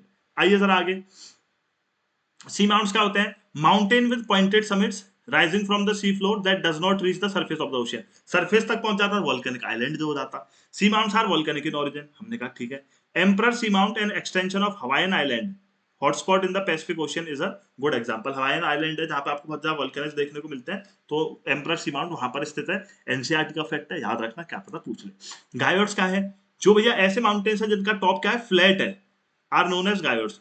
They show evidence of gradual subsidence through stages. कि भैया सब्सिडेंस होता है, ओशियन करेंट्स आते हैं आपके, वो क्या करेंगे, कट करेंगे आपके माउंटेन को, तो फ्लैट हो जाता है। चलिए, seamounts and guyots are very common in the Pacific Ocean में, बहुत ज्यादा आपको देखने को मिलेंगे। कैनियंस क्या है मैंने बता दी, these are already the deep valleys. Canyons और जॉर्ज में फर्क क्या है, gorge has the same length top to bottom, और ये वी शेप होती है, ठीक है, स्टेप साइड। हमने कहा okay sir. They are sometimes found cutting across the continental shelf and slopes. मैंने बोला था शेल्फ पे भी मिलेंगी, स्लोप पे भी मिलेंगी, कौन, कैनियंस। हडसन कैनियन काफी अच्छा एग्जांपल है, कहाँ है आप मेरे को बताओगे। आइए जरा बात करते हैं अटॉल्स। अटॉल्स क्या होते हैं, देखो हमारे ओशियन के अंदर ना हमें कोरल्स भी देखने को मिलते हैं, these are the micro organisms. तो ये क्या करते हैं, दे सीक्रेट कैल्शियम कार्बोनेट। तो कई बार ऐसा होता है कि ये कैल्शियम कार्बोनेट जो है वो सी की सरफेस से ऊपर तक आ जाएगा इकट्ठा होता होता, और वो एक सर्कुलर पाथ, एक सर्कुलर माउंट बना लेगा। और जब वो ये सर्कुलर माउंट बना लेगा, उसको मैं बोल देता हूँ एटॉल। ये मैं अलग से ही पढ़ाऊंगा आपको कोरल्स के बारे में, this is very and one of my favourite topic. ठीक है, अब इसके बीच में क्या करेगा, ये सराउंड कर लेगा भैया आपके फ्रेश वाटर, मराइन वाटर या ब्रैकिश वाटर को। ठीक है, it may be a part of the lagoon और sometimes enclosing a body of fresh water और हाईली सलाइन वाटर। तो उस बॉडी को सलाइन करके ये माउंटेन, ये ऐसे माउंट बनेगा कि सर्कुलर बन जाएगा, तो उसको मैं बोल दूंगा अटॉल। उसी तरीके से क्या होता है, आपके रीफ होते हैं, जैसे Queensland coast of Australia, largest reef in the world, आपको क्वीनलैंड मिलता है, कहां मिलेगा, on the eastern coast, north eastern coast of the Australia. ये आपका पीवाईक्यू है। ठीक है, reef is predominantly organic deposit, ये क्या होगा, इसमें भी माउंट्स बन जाते हैं आपके। Coral reefs are a characteristic feature of Pacific Ocean, they are associated with seamounts and guyots. Largest reef कहां मिलेगा, Queensland coast. Since the reefs may extend above the surface, they are generally dangerous for navigation. कि भाई कितने ज्यादा extended हो, वो आपके mounts हो गए, गायोड्स हो गए, रीफ्स हो गए, दीज, इन्हीं को हमारे नेविगेशन को इजी बनाने के लिए हम ओशन को पढ़ते, ताकि हमारा सी जाके टकराए नहीं। क्या वो इंपॉर्टेंट है, ओशनिक रिलीफ पढ़ना ऑलरेडी बता चुका हूँ भैया, नेविगेशन है, फिशिंग है। ठीक है, ओशियन के बाद पानी जो है करंट्स के फॉर्म में मूव करता है, जो मैं ऑलरेडी आपको क्लाइमेटोलॉजी पढ़ा चुका हूं कि how does it effect the climate and the atmosphere. तो जरा बताइए, आज की क्लास का पहला टॉपिक हमारा कंप्लीट होता है, that is oceanic relief features. किसी को कोई दिक्कत आज के बाद, कोई कह मत देना कि सर मेरे को ओशियन के रिलीफ फीचर्स को समझने में दिक्कत आई है। सबसे पहले मैंने आपको समझाया continental shelf, the seaward extension of the continental land मास। दूसरा मैंने बताया कि जैसे ही शेल्फ ब्रेक शुरू होगा, ग्रेडियंट बढ़ेगा, and that is known as the continental slope. Continental slope कहाँ एंड होगा, जहां पे रिवर्स जाके सेडिमेंट्स डिपॉजिट कर देंगे, जिसको बोलूंगा continental rise, and that merges with the abyssal plain. उसके साथ साथ मेरे को क्या माइनर रिलीफ फीचर देखने को मिलेंगे, कैनियंस देखने को मिलेंगे, कहाँ, शेल्फ पे और कॉन्टिनेंटल स्लोप पे। अच्छा, दूसरी चीज मेरे को क्या देखने मिलेगी, कॉन्टिनेंटल स्लोप पे मेरे को ट्रेंचेस भी देखने को मिलेंगी, फिर मेरे को एबेसिल प्लेन में सी माउंट्स मिलेंगे, गायोड्स मिलेंगे, मिड ओशियनिक रिजेस मिलेंगी, और क्या मिलेंगे, वॉल्केनिक आइलैंड्स मिलेंगे मेरे को, और एटॉल्स मिलेंगे, रीफ्स मिलेंगी। ये सारी चीजें आपको याद रखनी है। अब जरा आइए आज की क्लास का नया topic, that is the salinity of ocean water. Salinity क्या है, तो बड़े अच्छे से प्यार से समझाता हूं और फटाफट समझते हुए चलेंगे। आइए, फिर से फिर से थोड़ा आराम खत्म, बड़ा मजा आता होगा ना कि हाँ सर अब लिख नहीं रहे हैं, तो अब थोड़ा आराम कर लेते हैं, आराम से पीडीएफ देखते हैं। चलो दोबारा उठाओ पेन। सैलिनिटी,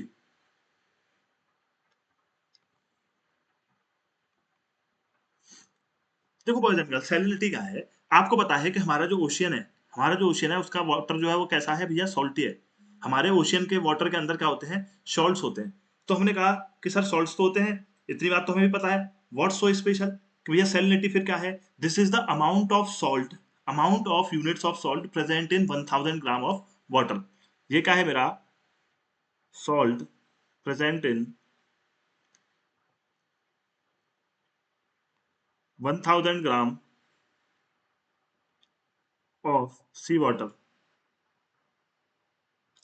आप समुद्र के पास गए, आप 1000 ग्राम पानी भर करके ले आए, और फिर हमने उसमें देखा कि कितना सॉल्ट प्रेजेंट है, उसको मैं बोल देता हूँ सैलिनिटी। सैलिनिटी को हम डिनोट करते हैं PPT, parts per thousand. It symbol is, percentage का सिंबल सबको पता है, उसके आगे एक डॉट और लगा दो, this is the symbol of the PPT, parts per thousand. अच्छा ठीक है सर, सैलिनिटी समझ आ गया, this is basically the unit of salt present in 1000 gram of sea water, ये सैलिनिटी है। दूसरी चीज क्या है, वो है भैया सोर्सेस। आपने बोला कि सर हमारे सी के अंदर आखिर ये नमक आता है, तो कहाँ आता है, कहाँ से आता है, कैसे आता है, तो भैया कहाँ से आता है ये, तो वो आपको चीज समझनी है। जब हमारे वोल्केनिक इरप्शंस होते हैं, रॉक्स होती हैं ओशियन के अंदर, रॉक्स में हमारा सॉल्ट्स होते हैं, तो जैसे ही मेरी वो रॉक्स होती हैं, उनकी वेदरिंग होती है, तो वहां से सॉल्ट प्रोड्यूस होता है, जो हमारे ओशियन को क्या बनाता है, सलाइन बनाता है। उसी के साथ साथ क्या होता है, जो रिवर्स हैं, रिवर्स अपने साथ जो सेडिमेंट्स लेकर के जाते हैं, सेडिमेंट्स के साथ साथ रॉक्स लेकर के जाते हैं, this sediments and rocks contain the salt. और इन्हीं दो की वजह से कि भैया रॉक्स हो गए, रिवर के सेडिमेंट्स हो गए, इसी की वजह से मेरा जो ओशियन है वो कैसा होता है, सलाइन होता है। अच्छा, एक पीवाईक्यू आपका यूपीएससी में पूछा था, पीवाईक्यू क्या था कि अगर भैया फॉर एग्जांपल उसमें क्वेश्चन था कि भैया आप गए समुद्र में, आपने निकाल दिया वहां से पानी, तो उस पानी में सबसे ज्यादा सॉल्ट मेरा कौन सा होगा। तो भैया आपको एक ऑर्डर है छोटा सा, मेरे प्यारे साथियों, वो याद रखना है कि सबसे पहले भैया सबसे ज्यादा जो होता है मेरे सी वाटर में, वो होता है सोडियम क्लोराइड। सोडियम क्लोराइड के बाद दूसरा सॉल्ट होता है मैग्नीशियम क्लोराइड। कौन सा, मैग्नीशियम क्लोराइड। तीसरा जो सॉल्ट होता है भैया वो होता है मैग्नीशियम सल्फेट, मैग्नीशियम सल्फेट। उसके बाद भैया होता है मेरा कैल्शियम सल्फेट।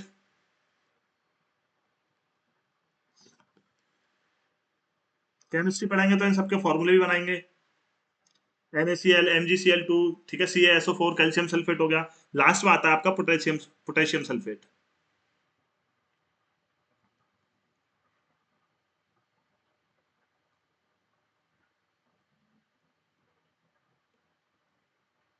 अच्छा, इसी के साथ ये आपका एक पीवाई की पूछा था भैया कि हमारे ओशियन में, ठीक है हम समझ गए सॉलिनिटी क्या है कि पार्ट्स पर थाउजेंड, भैया कितना पार्ट मेरा सॉल्ट का प्रेजेंट है in the 1000 gram of water. दूसरा सोर्स समझ लिया कि सर आपने बताया रॉक्स होती है भैया ओशियन के रिलीफ में, उन रॉक से सॉल्ट आता है, फिर रिवर जो सेडिमेंट और रॉक्स लेके जाते हैं उनमें भी सॉल्ट होता है। बात सही थी सर आपकी। कौन सा सॉल्ट सबसे ज्यादा है, सोडियम क्लोराइड है, फिर मैग्नीशियम क्लोराइड है, magnesium sulphate, calcium sulphate, potassium sulphate, बोलो सत्यनारायण भगवान की जय। आगे बढ़ते हैं, तो इस तरीके से ये सॉल्ट्स प्रेजेंट रहते हैं। इसी पीवाईक्यू से मेरे को एक और क्वेश्चन याद आ गया कि एक और पीवाईक्यू था आपका,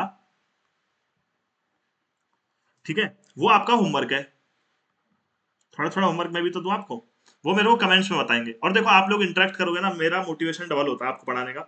हालांकि मुझे मोटिवेशन नहीं चाहिए, बिकॉज मुझे पता है कि I am providing you the best material, तो आज नहीं तो कल सबको समझ ये बात जरूर आनी है। ठीक है, चलिए पीवाईक्यू क्या था कि मैंने आपको बताया था कि भैया 71 का 97% मेरा जो है वो ओशियंस में मिलता है वाटर। तो बाकी जो 3% मेरे को फ्रेश वाटर मिलता है, उसका ऑर्डर क्या है कि भैया जैसे मेरे ग्लेशियर्स हैं, लेक्स हैं, ठीक है, उसके साथ साथ मेरा सॉइल है, एटमॉस्फियर है। तो इस 3% में से जो मेरा आता है वो कितना कितना आता है, वो आपको एनसीईआरटी के अंदर ही मिल जाएगा। तो दिस इज योर होमवर्क, ठीक है। इन चीजों का आप ध्यान रखेंगे, इन चीजों का आप ध्यान रखेंगे। चलिए, क्योंकि देखो मैं ना ऐसे ही नहीं कर रहा, मैं यहाँ टेबल पे बैठा हूँ, अभी मेरे को टाइम भी नहीं लगा। आपकी ये पता नहीं कौन सा चैप्टर खोल रखा है मैंने, मूवमेंट ऑफ ओशियन वाटर। मैं आपकी पूरी एनसीईआरटी, अपने खुद के यूपीएससी के नोट्स, मैं सारी चीजें कंबाइन करके आपके लिए मटेरियल बनाता हूँ। और क्योंकि और मेरे को ये भी पता रहता है, मेरे को ये पता रहता है कि नई एनसीईआरटी में ये चीज आपको नहीं मिलेगी जो टेबल मैंने आपको दी है। इसीलिए मैं नई एनसीईआरटी से आपकी पीडीएफ बना रहा था, वो मैंने ऐड नहीं की, पर मैंने आपको बता दिया this is the table given. यहाँ आप सिंपली देख सकते हो कि सबसे ज्यादा ओशियंस में है, फिर आइस कैप में है, फिर ग्लेशियर्स ग्राउंड वाटर में, लेक्स है, फिर सॉइल मॉइस्चर है, फिर आपका एटमॉस्फेयर होता है। सो ये छोटी छोटी चीजें मैं होमवर्क क्यों दे रहा हूँ, जिससे आप भी किताब खोलो, वरना बताने को ये भी चीज बता देता और पीडीएफ में वो चीज डाल भी देता। तो आइए जरा बात करते हैं आगे। हमने कहा okay sir, sources of salinity मैंने ऑलरेडी डिस्कस कर लिया, मैंने आपको सॉल्ट्स बता दिए कौन कौन से प्रेजेंट रहते हैं। आपने कहा बहुत बढ़िया सर, काफी मजा आ रहा है, आगे बढ़ते हैं। जो हाईएस्ट सैलिनिटी है वाटर बॉडीज की, ये भी आपका एक बार का पीवाईक्यू है। देखो कॉन्सेप्ट्स मस्त पढ़ रहे हैं, पर ज्यादा मेरे को लगेगा ना कि ये फैक्ट आपको भी, ये फैक्ट भी आपको पता होना चाहिए। मैं हर चीज डालता हूँ आपके लिए, कंप्लीट स्टडी। हाईएस्ट सैलिनिटी का है लेक वैन इन टर्की, फिर डेड सी आती है, फिर ग्रेट सॉल्ट लेक आता है। तो ये मेरा भैया सबसे ज्यादा जो सैलिनिटी है वो वैन लेक इन टर्की है, फिर डेड सी में है, फिर ग्रेट सॉल्ट लेक में। अच्छा, आपने कहा बात तो सर बिल्कुल सही है। तो अब जरा बात करेंगे कौन कौन से ऐसे फैक्टर्स हैं जो मेरी सैलिनिटी को इफेक्ट करते हैं। अब जरा एक चीज बताओ, मैंने आपसे कहा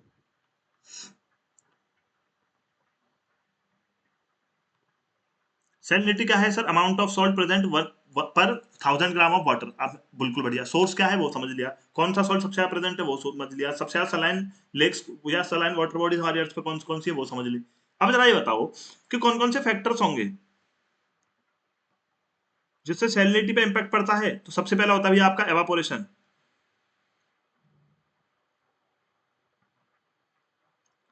वेरी इजी फैक्टर्स, आपको एकदम समझ आ जाएंगे। एवापोरेशन से कैसे, मैंने आपको कहा कि भैया मेरे पास ये 1 लीटर पानी है, या सिंपली मैं कहूं, मैंने आपसे कहा भैया मेरे पास ये 1000 ग्राम वाटर है, इसकी जो सैलिनिटी है वो 30 पीपीटी है। मैंने कहा भैया सनलाइट आई या मैंने इसको हीट करा, अब ये बचा मेरे पास 500 ग्राम पानी, और इसका, अब मैंने कहा मैंने जब इसको हीट करा तो इसके सॉल्ट तो नहीं उड़ जाएंगे, सॉल्ट तो नहीं उड़ जाएंगे, सॉल्ट तो रहेंगे, बस पानी उड़ा। तो फिर भी क्या क्या रहेगी सैलिनिटी, 30 पीपीटी, 30 पीपीटी। अब जब मैं बात करूं कि भैया अगर मेरा यही पानी होगा तो इसकी जो, इसका जो सैलिनिटी है वो कितनी होगी। आप बोलोगे सर हम तो 1000 ग्राम में नापते हैं, तो ऐसा ही 500 ग्राम पानी और लाएंगे, तो मेरी ये कितनी हो जाएगी, 60 पीपीटी। तो मेरा बताने का मतलब क्या था इस एग्जांपल से, बस इतना सा था कि भैया आपका जैसे जैसे एवापोरेशन होगा, आपकी क्या है salinity will increase, salinity will increase with the increase in evaporation. आपने कहा बात तो बिल्कुल बढ़िया सर, भाई पानी उड़ गया, सॉल्ट रहेगा, अब कम पानी बचा उसमें उतना ही सॉल्ट है तो सैलिनिटी बढ़ी। दूसरा फैक्टर है मेरा प्रेसिपिटेशन।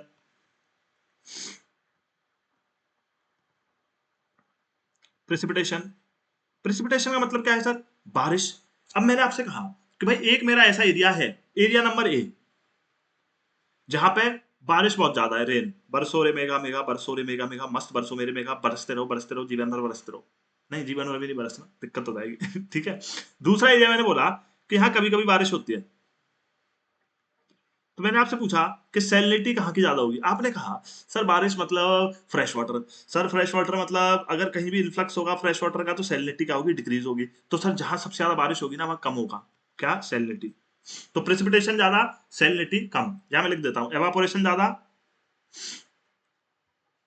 एवापोरेशन बढ़ेगा तो सैलिनिटी आपकी बढ़ेगी, प्रेसिपिटेशन ज्यादा होगा तो सैलिनिटी कम होगी। मैंने कहा सही है सर, कोई दिक्कत नहीं है जीवन में। आइए जरा आगे बढ़ते हैं, तीसरी चीज मैंने आपसे कहा, तीसरा फैक्टर भैया मैंने आपसे कहा ओशियन करेंट्स। तीसरा फैक्टर मैंने आपसे कहा, चलो विंड की बात कर लेते हैं। विंड क्या करेगी, विंड भैया मेरी वेव्स आती है ओशियन के अंदर, जो वेव्स आएंगी तो एनर्जी ट्रांसफर होती है, तो सॉल्ट्स भी उससे ट्रांसफर होंगे। चौथी चीज मैंने बात करी ओशियन करेंट्स। आपको पता है ओशियन करंट्स में क्या होता है, water from one place in the ocean travels to another place, जो मेरे गायर्स बनते हैं। तो इस जगह का पानी मेरा इस जगह जाता है, तो जब यहाँ जाएगा तो इसकी सैलिनिटी इंक्रीज करेगा, इस जगह का पानी फिर यहाँ आएगा तो इसकी सैलिनिटी इंक्रीज करेगा। In this way the salinity increases. आपने कहा सर बात तो ठीक है, बात तो ठीक है। तो आप याद रखेंगे salinity, temperature, precipitation, density, all these are interrelated terms. जितना एवापोरेशन ज्यादा सैलिनिटी ज्यादा, प्रेसिपिटेशन ज्यादा सैलिनिटी कम, विंड भी इफेक्ट करेगी, ओशन करंट्स भी करेंगे। अब मैं आपसे एक सिंपल चीज पूछता हूँ कि भैया एक तो मेरे पास सलाइन वाटर है, दूसरा भैया मेरे पास फ्रेश वाटर। मैंने आपसे कहा कि सर एक बात बताओ, सलाइन वाटर की डेंसिटी ज्यादा होगी या फ्रेश वाटर की बताओ, सोचो। तो यहाँ पे मतलब निकल के आएगा कि sir density of saline water is always more than the density of fresh water. इसीलिए आपने देखा होगा जो आपका डेड सी है, जो वैन लेक है आपकी, तो जो भी हाईली सलाइन बॉडीज है आपकी, वहां पे आप आराम से जाके पानी के ऊपर लेट जाओ, आप तैरते रहोगे, चाहे आपको स्विमिंग आती हो चाहे आपको स्विमिंग ना आती हो, दैट डजंट मैटर। तो आपका क्या होगा कि आप आराम से तैरते रहोगे, because density of that water is very very very high. हमने कहा ओके सर, ओके। तो याद रखनी है आपको ये फैक्टर्स। अच्छा, तो यहाँ देख लो आप, यही सारे फैक्टर्स मेंशन्ड है, पीडीएफ आप आराम से पढ़ा करो, मेरे साथ बस नोट्स बनाया करो। Salinity of water evaporation precipitation पे डिपेंड करेगा, ठीक है। एक फैक्टर और आपका fresh water flow from reverse, ये कहीं ना कहीं अगर मैंने वहां बताना, यहाँ नीचे बताना मिस हुआ है, तो मैं अब तक ऑलरेडी क्लास में बता चुका हूँ कि भैया जैसे आपका रिवर्स से जो फ्रेश वाटर आता है, तो वो क्या करेगा, सैलिनिटी को डिक्रीज और इंक्रीज करेगा। कैसे डिक्रीज और इंक्रीज करेगा, जैसे मैं बात करूं बे ऑफ बंगाल, मैंने आपसे कहा कि भाई salinity of Arabian ocean is more than the Bay of Bengal, आप कहोगे ट्रू सर। मैंने पूछा वाई, आप कहोगे नहीं पता। तो बे ऑफ बंगाल में क्या होता है, आपकी जो रिवर्स आती है, रिवर्स आती है तो अपने साथ फ्रेश वाटर लाती है। चाहे मैं आपकी गंगा की बात करूं, ब्रह्मपुत्र की बात करूं, कृष्णा, गोदावरी, कावेरी, अरेबियन सी में क्या है, गुनी चुनी एक आध नदी आती है, जैसे आपकी नर्मदा है। तो यहाँ पे इन्फ्लक्स ज्यादा होता है फ्रेश वाटर का, तो दैट्स वाई इसकी सैलिनिटी कम देखने को मिलेगी in comparison to the Arabian ocean. इसकी सैलिनिटी हाई मिलेगी, दिस इज योर पीवाईक्यू। तो इनफ्लक्स ऑफ रिवर वाटर, ठीक है, evaporation, precipitation, ocean currents, wind, all these factors will influence the salinity of my ocean. Now a very important topic for you all, पढ़िए जरा, horizontal distribution of salinity. अब मैं इसको आपको बड़े प्यार से एक चीज समझाना चाहूंगा, मेरे प्यारे साथियों, जरा समझना बात को। अब यहाँ क्या होगा, मोस्टली लोग आपको पढ़ा देंगे ये चीज कि भैया the salinity decreases from the equator towards the poles, पर सिर्फ इतना पढ़ लिया आपने, आप खा जाओगे मात, आप क्वेश्चन अपना 100% गलत करके आ जाओगे, 100% गलत करके आ जाओगे। कैसे, क्योंकि जरा बार बार जो सेम चीज कहता हूं, 2 मिनट का सबर और जिंदगी भर का कॉन्सेप्ट खत्म। 2 मिनट का सबर, जिंदगी भर की रटने की हेडेक खत्म। आइए जरा मैं आपको कुछ समझाता हूं, एक ग्राफ समझाता हूं। अपना तरीका अलग है सबसे, आपका और मेरा तरीका अलग है। ये मैंने बात करी कि भाई इधर है मेरी सैलिनिटी, आपने कहा नो प्रॉब्लम सर। मैंने कहा इधर है मेरा भैया लेटीट्यूड, आपने कहा not at all problem sir. बताइए जरा आप कहना क्या चाहते हो। मैंने कहा ये मेरा 0 डिग्री है इक्वेटर, आपने कहा कोई दिक्कत नहीं सर। मैंने कहा ये भैया मेरा 30 डिग्री, आपने कहा कोई दिक्कत नहीं सर। मैंने कहा भैया ये है मेरा 90 डिग्री, आपने कहा कोई दिक्कत नहीं। मैंने कहा उसी तरीके से 30 डिग्री मेरा इधर है और इसी तरीके से 90 डिग्री इधर है। अब या तो मैं इसको नॉर्थ कह लूँ, नॉर्थ नॉर्थ, इसको कह लेते हैं साउथ और साउथ। समझ रहे हो ना, मैं लेटीट्यूड्स बना रहा हूँ। अब तो ज्योग्राफी इतनी कुशलता से आप पढ़ने लगे हो, मस्त एकदम। शुरू में मैंने लेटीट्यूड लॉन्गिट्यूड सब समझा दिया, बस इतना सा था कि ये इक्वेटर 0 डिग्री, ये 30 डिग्री और ये मैंने 90 डिग्री, इस तरीके से मैंने आपका ये क्या है हॉरिजॉन्टल बना दिया है। अब जरा बात समझो।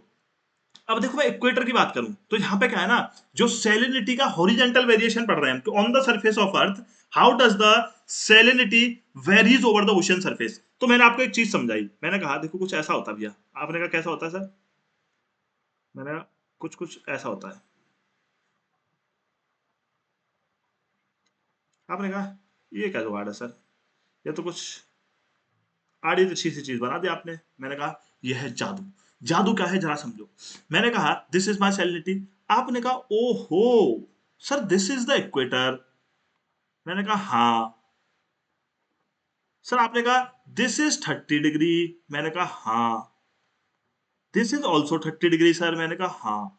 सो sir you want to say that the salinity of the ocean water is more at 30 degree latitude in comparison to the equator। मैंने कहा yes I want to say the same thing। आपने कहा but sir we have just studied that evaporation is most at the equator because insolation is most at the equator। तो evaporation सबसे ज्यादा होगा। तो sir जब सबसे ज्यादा evaporation इक्वेटर पे हो रहा है, तो सबसे ज्यादा सैलिनिटी इक्वेटर पे क्यों नहीं, अभी तो आपने कहा था। तो मैंने बोला था कि you will always look for the combined factors. आप क्या करोगे, कंबाइंड फैक्टर्स पे जाओगे।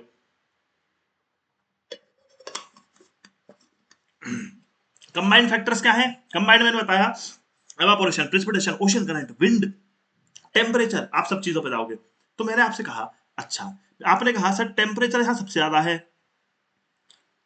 तो सर यहाँ पे सैलिनिटी ज्यादा होनी चाहिए क्योंकि एवापोरेशन ज्यादा है। मैंने कहा भैया याद है वही क्लाइमेटोलॉजी जिसमें हमने 7 क्लास मारी है, पूरी 7 क्लास मारी है। और वहां मैंने आपको समझाया था कि इक्वेटर पे warm air rises up, cools down and form clouds, and those clouds brings the most rain at the equator in the doldrums. तो यहाँ क्या होगा, टेम्परेचर ज्यादा है तो प्रेसिपिटेशन भी ज्यादा है। अब जब प्रेसिपिटेशन ज्यादा है तो इन्फ्लक्स ऑफ फ्रेश वाटर ज्यादा है, तो यहाँ पे क्या होगा, सैलिनिटी कम होगी। आपने कहा अच्छा सर आगे बताओ, अब जल्दी बताओ। मैंने कहा फिर इसके बाद मैंने आपको बताया था कि एयर जो है वो डिसेंड करती है 30 डिग्री लैटिट्यूड, डिसेंड जो एयर करती है दैट इज नॉट मॉइस्ट। सो यहाँ पे वार्म टेम्परेट क्लाइमेट हमें देखने को मिलते हैं 30 डिग्री पे, यानी कि यहाँ पे बारिश बहुत कम होती है। और जब बारिश बहुत कम होगी, एवापोरेशन तो यहाँ है ही, इंसोलेशन तो पहुंच ही रहा है, बट बारिश बहुत कम है। So the maximum salinity over the globe in the oceans will be located at the 30 degree, between 20 to 30 degree north and south of the equator. इतनी बात मेरे प्यारे सिपाहियों आपको याद रखनी है, इसीलिए मैं कहता हूं एक बार कॉन्सेप्ट समझो, जीवन भर की टेंशन खत्म करो। इतनी सी बात है कि भैया अब आपसे पूछे कोई कि सर होता क्या है, फिर मैंने कहा 0 डिग्री पे क्या हो रहा है कि भैया यहाँ पे बारिश भी बहुत ज्यादा हो रही है बिकॉज क्लाउड्स बन रहे हैं, एवापोरेशन हाई है तो प्रेसिपिटेशन भी आई है। तो यहाँ पे क्या है, सैलिनिटी उतनी ज्यादा नहीं होगी। 30 डिग्री पे मैंने क्या कहा, evaporation exceeds precipitation, evaporation exceed कर रहा है, प्रेसिपिटेशन बहुत कम है। आप पोल्स की तरफ आओगे, पोल्स पे क्या हो रहा है, यहाँ तो एवापोरेशन ना के बराबर है, इंसोलेशन ही नहीं है। ऊपर से यहाँ पे ग्लेशियर्स पिघल रहे हैं, ग्लेशियर्स पे कैसा वाटर होता है, फ्रेश वाटर, तो इनफ्लक्स ऑफ फ्रेश वाटर भी है। एवापोरेशन बहुत बिल्कुल ना के बराबर है ही नहीं, इंसोलेशन ही नहीं है। तो यहाँ पे क्या होगा, सबसे कम सैलिनिटी देखने को मिलेगी। So now listen to one very important point कि भैया मैं आपसे बोलता हूं कि the salinity of the oceanic water increases from equator till the 30 degree north and south of the latitude and then gradually decreases towards the poles, increases till the 30 degree, decreases towards the poles. This is the complete graph, nothing else. Now you have studied the complete horizontal variation, इसके अलावा कुछ नहीं है, बाकी सब तो फिर बेकार चीज है। आइए, ये बात समझ आई, बिल्कुल समझ आई। अब जरा बात समझो आगे। अब क्या होगा, मैंने आपसे बार बार कहा था, यहां हमने क्या बात समझ ली, सेम लैटिट्यूड की बात समझ ली, सेम लैटिट्यूड। कई बार क्या होगा ना, आपको वेरिएशन देखने को मिलेंगे, सेम लैटिट्यूड पे भी आपको कई बार वेरिएशन देखने को मिलेंगे। ठीक है, वेरिएशन क्या देखने को मिलेंगे कि जैसे मैं आपसे बात करूं, आपका एक नॉर्थ सी है, एक हमारा बाल्टिक सी है, ये कहीं ना कहीं आपको एक ही लैटिट्यूड पे देखने को मिलेंगे। तो आपने कहा सर एक ही लैटिट्यूड पे है सी, तो सर वहां क्या होना चाहिए, वहां पे सेम सैलिनिटी होनी चाहिए। मैंने कहा ऐसा नहीं है। क्यों नहीं है, क्योंकि सर भैया जी आप विकास कुमार भैया के स्टूडेंट हो और आपको मैंने बताया है कंबाइंड इफेक्ट्स देखोगे। तो होता क्या है, जैसे हमारा जो नॉर्थ सी है, और यही फैक्ट्स को बता रहा हूं, वैसे तो दुनिया भर की में और भी बहुत सारे फैक्ट्स हैं, these facts are mentioned in your NCERT and that's why they becomes very important for you according to me. बात खत्म। चलिए, तो बाल्टिक जो नॉर्थ सी है और बाल्टिक सी है वो क्या है, मेरे सेम लैटिट्यूड पे है। बट यहाँ पे क्या होता है, नॉर्थ अटलांटिक ड्रिफ्ट नाम का आपका एक ओशियन करंट जाता है, ओशियन करंट जाएगा सैलिनिटी बढ़ा के दे जाएगा। बाल्टिक सी में क्या होता है, या इन्फ्लक्स है ऑफ द रिवर्स, तो यहाँ पे क्या है, सेम लैटिट्यूड पे इसकी जो सैलिनिटी है वो कम होगी, इसकी क्या होगी, ज्यादा होगी। उसी तरीके से आप ब्लैक सी को देखोगे, ब्लैक सी का जो है सैलिनिटी बहुत कम है, why, because again because of the influx of the, because of the influx. ठीक है, चलिए, तो यहां पे हमें समझ आ गया कि sir the maximum salinity occurs at 20 to 30 degree north and south of the equator. और इसमें एक और चीज आप ऐड कर देना, between 20 degree west to 60 degree west. बात खत्म। अच्छा, इतने सारे पॉइंट्स हो गए। अब एक लास्ट पॉइंट और समझ लो कि जो मेरे लैंड लॉक्ड सीज होंगे, अब लैंड लॉक सीज में क्या होगा, वो मेरे मेन सी से क्या है, जो बाहर के ओशियंस हैं उनसे बहुत ज्यादा टच में नहीं है, वो लैंड लॉक्ड है। तो जब लैंड लॉक्ड जो सीज होंगे ना, तो जो लैंड से सॉल्ट्स आएंगे उनके पास, जो रिवर्स आएंगी वो रिवर्स सेडिमेंट्स और वो लेकर के आएंगी क्या, रॉक्स। इसके बेस में भी क्या होगा, रॉक्स होंगी। तो तीनों मिलकर के ना जो इनलैंड सीज मेरे होते हैं, जो भाई क्या इनलैंड सीज का मतलब क्या है, जो लैंड लॉक्ड है उन सीज की सैलिनिटी आपको हमेशा ज्यादा देखने को मिलेगी। रीजन मैंने बता दिया कि भाई जो मेन ओशियन से वो टच में रहते नहीं है कि सैलिनिटी डिस्ट्रीब्यूट हो और उन पे इन्फ्लक्स बढ़ता जा रहा है, रॉक्स बढ़ते जा रहे हैं, उनकी सैलिनिटी आपकी हमेशा इंक्रीज होती हुई जाएगी। इन चीजों का आपको विशेष तौर पर ध्यान रखना है। ये तो हुआ जी भैया मेरी बात किस चीज की, हॉरिजॉन्टल वेरिएशन ऑफ सैलिनिटी। इससे बढ़िया मुझे नहीं लगता कि आपको कोई समझाएगा या कॉन्सेप्ट क्लियर करेगा। मैंने बहुत अच्छे से आपको चीज समझा दी है। अब जरा बात करेंगे आगे। On average salinity decreases from equator towards the pole. क्या स्टेटमेंट गलत है? नहीं जी, इक्वेटर से इंक्रीज होगी कहां तक, 30 डिग्री तक। हाईएस्ट सैलिनिटी 20 से 30 डिग्री नॉर्थ एंड साउथ में आपको देखने को मिलेगी। हमने कहा ठीक है। Salinity for normal open ocean is 33 parts पर 1037 नॉर्मल। ये रटने फैक्ट्स नहीं रटने। एक लैंडलॉक सी आपका रेड सी, जो भी लैंडलॉक होगा वहां पे क्या होगा, ठीक है, बिटवीन द अफ्रीका इजिप्ट वाला जो एरिया आपका और जो आपका सऊदी अरेबिया उसके बीच में रेड सी है, लैंड लॉक्ड है, तो सैलिनिटी क्या होगी, हाई। बात खत्म। चलिए उसके बाद ये आप देख सकते हो कि भैया कहीं एवापोरेशन ज्यादा है, प्रेसिपिटेशन का क्या कर रहा है, प्रेसिपिटेशन डोल्ड्रम्स में ज्यादा है इसीलिए यहाँ सैलिनिटी कम है। ठीक है, प्रेसिपिटेशन 30 डिग्री पे कम है इसीलिए यहाँ सैलिनिटी ज्यादा है। ये सारी चीज मैं आपको ऑलरेडी बता चुका हूँ। इसके बाद चलते हैं जी आगे। मैक्सिमम सैलिनिटी मिलेगी 20 से 30 degree north and south, 20 to 60 degree west. North Sea की क्यों है, नॉर्थ सी हाइयर लैटिट्यूड में प्रेजेंट है बट हाइयर सैलिनिटी है क्योंकि नॉर्थ अटलांटिक ड्रिफ्ट करंट आता है। अगली क्लास में करंट पढ़ेंगे तो वहां मैं सारे करंट बता दूंगा, डरो मत इन नामों से। Candies current, north Atlantic current, इनका कीमा बना के खा जाएंगे अपन। बाल्टिक सी, बाल्टिक सी में क्या है भाई, सेम लैटिट्यूड पे है पर फिर भी क्या है यहाँ पे, low salinity due to influx of river water. Mediterranean Sea records higher salinity due to high evaporation है, और ये भी आपका मेडिटेरियन सी देखते हो काफी ज्यादा लैंड लॉक्ड है। ये आप देख सकते हो, कोई रटेगा नहीं मेरी क्लास में, पहले बता रहा हूँ। नॉर्थ सी, बाल्टिक सी, मेडिटेरियन सी, रेड सी, ब्लैक सी, कैस्पियन सी। आपका होमवर्क है, आप देखोगे कि इन सीज से कौन कौन सी कंट्रीज जो है बॉर्डर शेयर करती हैं। बस इसी को एटलस कहते हैं, इसी को वर्ल्ड ज्योग्राफी कहते हैं। मैं जो पढ़ाता हूँ थोड़ा सा होमवर्क करा करो। उसके बाद Gulf of Mexico, Caribbean Sea, Hudson Bay. Hudson Bay में जो कनाडा के अंदर आपकी सबसे ज्यादा हाई टाइड्स आती हैं, पढ़ाऊंगा अगली क्लास में। ओशियनोग्राफी में सबसे ज्यादा हाई टाइड्स आती है आपकी हडसन में। अच्छा, उसके बाद ईस्ट चाइना सी, जापान सी, ठीक है, बेरिंग सी, कोरल सी, ये सारी चीज आपको, अंडमान सी, ये देखनी है आपको। और ये देखना है कि इनसे कौन कौन सी कंट्रीज बॉर्डर शेयर करती है। बैकग्राउंड में अपना होमवर्क करते रहो, एक ही बार पढ़ना है ना, एक ही बार पढ़ो सिलेबस, इतना अच्छे से पढ़ो, बार बार एग्जाम निकालो सिर्फ रिवीजन करके।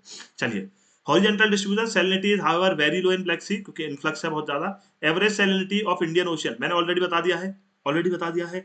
लो salinity trend observed in Bay of Bengal, Bay of Bengal में कम है in comparison to Indian Ocean and Arabian Sea because of the high influx of water. This is your PQ. ये आपका हॉरिजॉन्टल वेरिएशन हो गया। इनलैंड सीज में बहुत ज्यादा होता है आपका सैलिनिटी, ये मैं बता चुका हूँ। सबसे ज्यादा लेक वेन में है, डेड सी में है, फिर आपका ग्रेट सॉल्ट लेक में। आइए अब जरा बात कर लेते हैं वर्टिकल डिस्ट्रीब्यूशन। वर्टिकल डिस्ट्रीब्यूशन क्या है, देखो अभी तक मैंने आपसे क्या बात करी, हॉरिजॉन्टल डिस्ट्रीब्यूशन यानी कि लैटिट्यूड्स के बेसिस पे। अब मैं क्या बात कर रहा हूं, वर्टिकल। वर्टिकल में क्या होगा, आपको एक सिंपल सी चीज याद रखनी है। देखो जी, मेरी जो सरफेस है उसकी सैलिनिटी जैसे जैसे मैं सरफेस से नीचे जाऊंगा ना, वो क्या होती जाएगी, इंक्रीज होती जाएगी। याद रखना, salinity always increases as I go inside the sea. आपने कहा okay sir, not a problem at all. उसके साथ मैंने आपसे कहा क्यों होता है ऐसा, क्योंकि आपको पता है जो भी डेंसिटी किसकी ज्यादा है, जो ज्यादा सलाइन है, जिसकी डेंसिटी है वो नीचे रेस्ट करेगा, जो ज्यादा सलाइन है वो नीचे रेस्ट करेगा, और इसी के ऊपर आपका फ्लोट करेगा लेस सलाइन वाटर यानी कि लेस डेंस वाटर। तो याद रखेंगे as we go down vertically into the sea, तो भैया वहां क्या होगा, आपकी सैलिनिटी जो है वो क्या होती चली जाएगी, सैलिनिटी भैया आपकी जो है वो इंक्रीज होती चली जाएगी। हमने कहा बात तो ठीक है। चलिए नाउ नाउ इसके साथ साथ आगे बढ़ते हैं और जरा समझते हैं। और हाँ, यहाँ पे क्या होगा, जब आप सरफेस से, जैसे ये मेरी सैलिनिटी है, यहाँ मेरा 0 है, यहाँ से मैं +100 की तरफ बढ़ रहा हूँ, याद रखना। तो यहाँ पे क्या है, ग्रेजुअली जो है बढ़ती जाएगी, ऐसे में डेप्थ से जाऊंगा तो फिर एक पॉइंट आएगा, फिर एक पॉइंट आएगा जहां आपकी सैलिनिटी ग्रेजुअली इंक्रीज होगी विद द डेप्थ, और उस पॉइंट को हम बोलते हैं हेलोक्लाइन।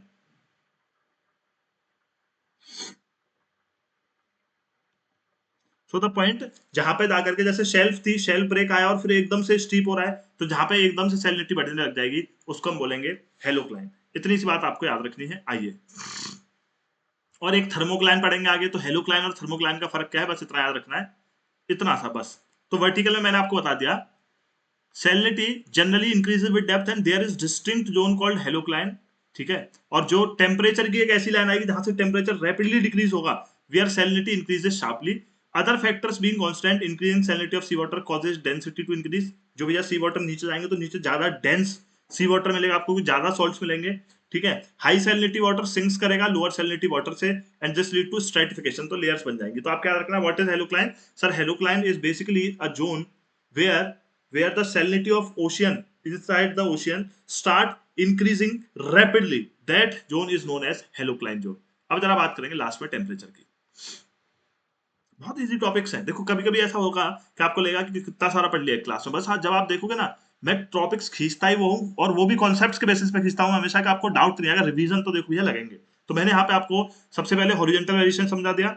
हॉरिजॉन्टल मैंने समझाया आपको कि भैया 30 डिग्री तक बढ़ेगा जीरो से, इक्वेटर से लेकर के, because of the lower precipitation and the high evaporation, और फिर उसके बाद डिक्रीज होगा टुवर्ड्स द पोल्स। फिर वर्टिकल समझा दिया। वर्टिकल में आप जैसे ही नीचे नीचे जाओगे तो वहां पे क्या होगा, आपका सैलिनिटी इंक्रीज होती जाएगी, और यहाँ पे मैंने आपको एक जोन बताई है जिसको बोलते हैं, आप क्या बोलोगे, हेलोक्लाइन।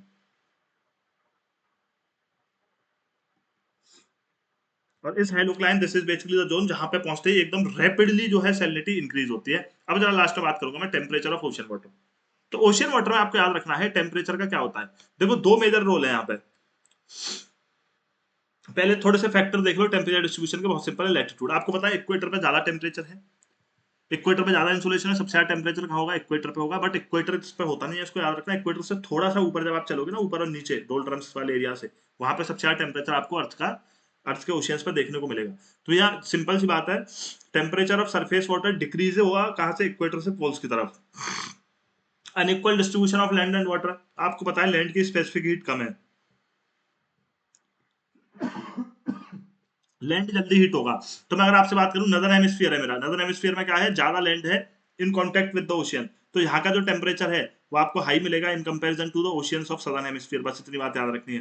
प्रिवेलिंग विंड्स है, विंड्स क्या है भाई, विंड्स ऑनशोर विंड्स चलती है, ऑफशोर विंड्स चलती है, they also effect the temperature of the ocean water. Ocean currents है भाई, कहीं से वार्म ओशियन करंट आ रहा है तो गर्म कर देगा, कोल्ड एयर करंट आ रहा है तो भैया कोल्ड कर देगा, इतनी सी बात है। इसके साथ साथ आपको याद रखना है एक इंपॉर्टेंट नोट, मैंने आपको बताया है कि स्पेसिफिक हीट लैंड की काफी कम होती है, यानी कि ठंडा भी बहुत जल्दी होता है और गर्म भी बहुत जल्दी होता है। तो मैंने आपसे कहा मैं लो लैटिट्यूड्स में हूँ, लो लैटिट्यूड्स में मतलब इक्वेटर के पास हूँ, इक्वेटर के पास हूँ मतलब मेरा लैंड कैसा होगा, गर्म होगा। तो गर्म होगा तो जो मेरे लैंड लॉक्ड सीज होंगे, तो लैंड कैसा है मेरा, हॉट है, टेम्परेचर इज हाई। और लैंड लॉक्ड क्या है, मेरे सी है। तो इस लैंड लॉक्ड सी का जनरल ओशियन से टेम्परेचर ज्यादा होगा या कम होगा, टेम्परेचर ज्यादा होगा कम होगा, आप बोलोगे sir temperature will be more, क्योंकि लैंड लॉक्ड है और लैंड का टेम्परेचर ज्यादा है। हमने कहा बिल्कुल सही। वहीं हाई लैटिट्यूड्स में जाऊं, लैंड का टेम्परेचर कैसा होगा, कम होगा, बहुत जल्दी ठंडा भी होता है लैंड, तो ये जो टेम्परेचर है उसका कम होगा in comparison to the other oceans in the high latitudes. बहुत सिंपल से पॉइंट है, बट अगर एग्जामिनर दे दे रहा है ना एग्जाम में, जिसने कॉन्सेप्चुअल नहीं पढ़ा है, और मैं यही चाहता हूँ कि ऐसे पॉइंट्स दे आपका एग्जामिनर, एटलीस्ट एक डिमार्केशन तो, कि कौन एकदम कॉन्सेप्ट बेसिस पे पढ़ रहा है, कौन बिल्कुल ही बस पासेस रट के आ गया। So this is a big difference. ऐसे पॉइंट्स एग्जाम में नहीं सॉल्व कर पाओगे अंटिल और अनलेस आप इतने बढ़िया से ज्योग्राफी नहीं पढ़ रहे हो, ठीक है। चलिए, अब ऐसा स्टेटमेंट मिल जाए कि भैया landlocked seas in low latitude record relatively higher temperature than the open seas, आदमी एकदम सोचा क्या है ये, बट जब हम कॉन्सेप्ट पढ़ रहे हैं तो आप कह रहे हो कुछ नहीं है भैया, लो लैटिट्यूड पर टेम्परेचर ज्यादा है लैंड का, वहां लैंडलॉक्ड सी है तो उसका उसी लैटिट्यूड के ओशन से टेम्परेचर ज्यादा हो जाएगा, वहीं वाइस वर्सा होगा इन द हायर लैटिट्यूड्स। अब वर्टिकल टेम्परेचर डिस्ट्रीब्यूशन की बात कर लेता हूं। देखो वर्टिकल टेम्परेचर डिस्ट्रीब्यूशन का क्या होता है,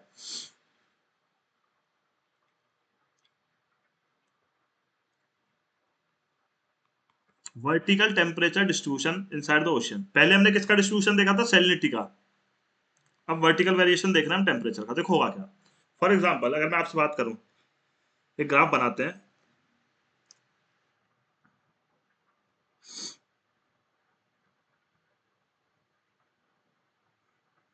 ठीक है।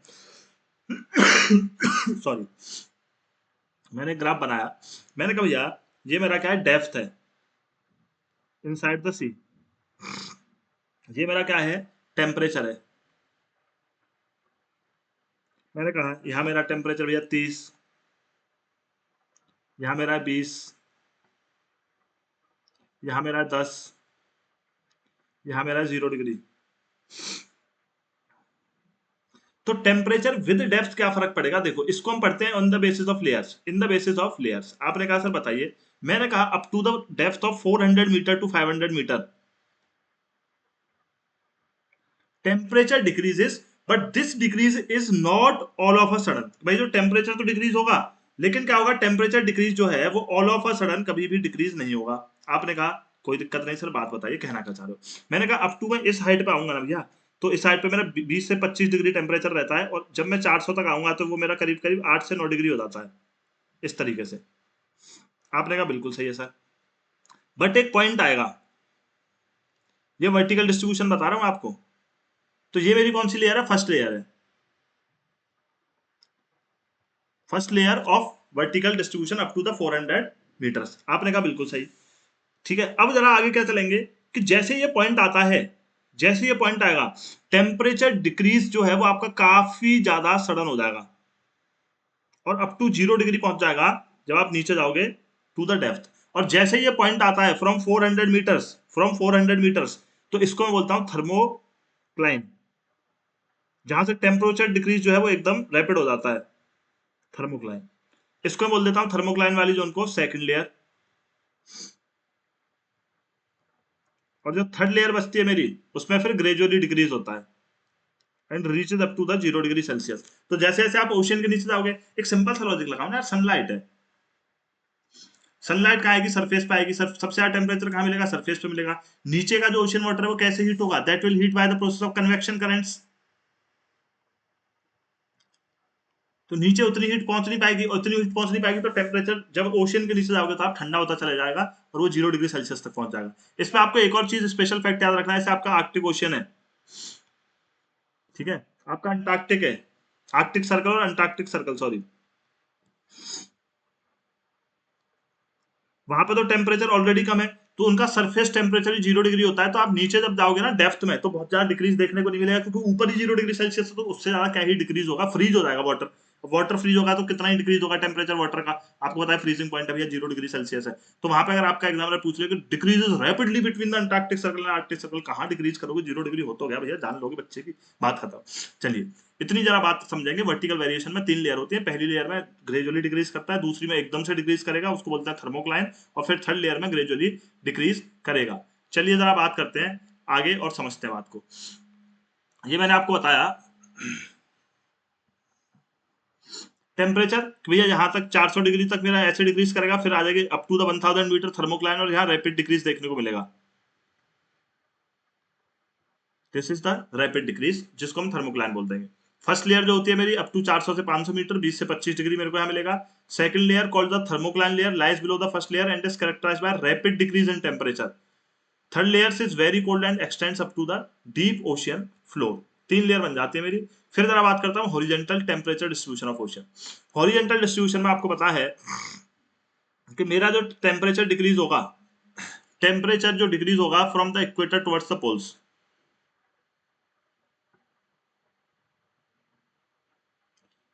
सिंपल सी बात याद रखेंगे, ये मेरा इक्वेटर है अगर 0 डिग्री, तो जब इक्वेटर से पोल्स की तरफ जाऊंगा, क्योंकि इंसोलेशन पर डिपेंड करेगा temperature, temperature decreases, but the highest temperature is not recorded at the equator but areas hair.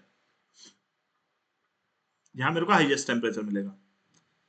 बात करूं मैं नदर्न हेमिस्फीयर के ओशियंस की और सदर्न हेमिस्फीयर के ओशियंस की, टेम्परेचर किसका ज्यादा होगा सर, नदर्न हेमिस्फीयर के। क्यों, क्योंकि लैंड के कांटेक्ट में आ रहेंगे, लैंड की स्पेसिफिक हीट कम है, यहाँ लैंड बहुत कम है। तो ये कुछ कुछ रीजन है आपके, छोटे छोटे फैक्ट्स हैं, 3-4 लाइन जो बताता हूँ उन्हें ही लिख लो, उन्हीं पे क्वेश्चंस बनेंगे, और आप अच्छे से करके आना, बाकी सब देखते रहेंगे हो क्या रहा है जीवन में। एवरेज टेम्परेचर जो सरफेस वाटर का वो 27 डिग्री सेल्सियस है, इक्वेटर से पोल्स की तरफ जाओगे तो घटेगा, कितना घटेगा, 0.5 डिग्री पर लेटीट्यूड घटता है। Average temperature is around 22 degree at 20 latitude, आपको दे रखा है, 0 डिग्री हो जाता है नियर पोल्स तक जाते आते। Ocean in northern hemisphere record high temperature than the southern hemisphere. Highest temperature is not recorded at the equator but slightly towards north of it.